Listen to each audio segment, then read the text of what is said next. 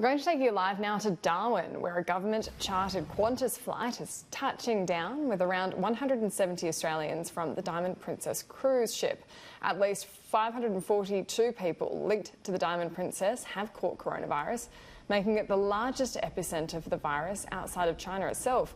36 Australians were among those who caught coronavirus and were taken to isolation wards and hospitals across to Japan.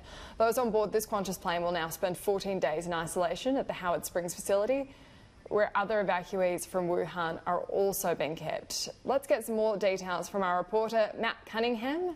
Matt, what can you tell us? We can see the plane's coming awfully close.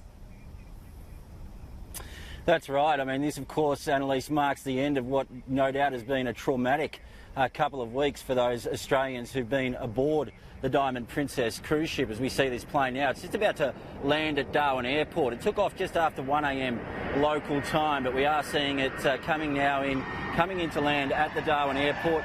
Now, we were told this morning there were 169 Australians on board this Qantas charter plane that was sent to evacuate them. We did hear reports this morning, though, Annalise, some pretty heartbreaking reports, you'd have to say, of people who at the last minute were told that family members had tested positive to coronavirus and so they wouldn't be able to make this journey home. But for the rest of them, those who were fortunate enough to get on that plane, well, this is the moment for them. This is the moment that this plane is touching down here back on Australian soil. That ordeal aboard the Diamond Princess cruise ship is over for them, although the waiting quarantine is not over, Annalise. They will spend another 14 days here at the Howard Springs Workers Village, where they will be placed in that quarantine facility. The process from here is that they will be tested again here at the airport before being taken out on buses to that facility. But those Australians are now touched down here on the ground in Darwin.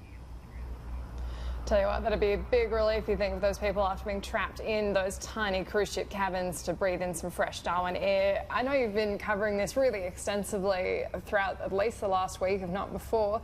And it seems like a lot of the locals aren't very happy with the Darwin, in particular this Howard Springs, being picked as the spot to bring these coronavirus, I don't know if it's too dramatic to call them coronavirus refugees, but certainly they're not happy to be there, you wouldn't assume.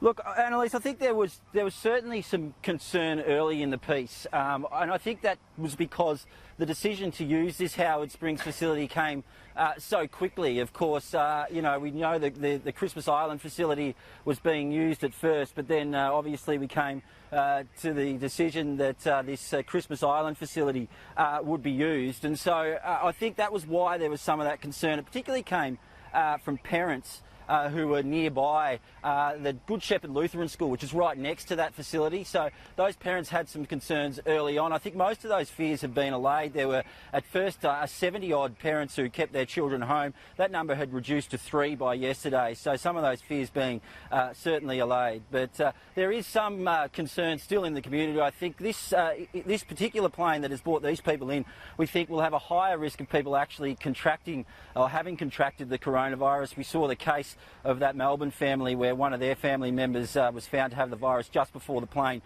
took off. We've also heard reports today that up to 70% of those testing positive from on board the Diamond Princess cruise ship have in fact not shown any signs of having the coronavirus, no symptoms when they have in fact tested positive. So obviously there'll be a rigorous testing regime that takes place both before these passengers enter the Howard Springs quarantine facility and also while they are there. There will be people going in there in full protective equipment who will go and take daily temperature readings and do daily health checks to ensure that no one has actually contracted that coronavirus.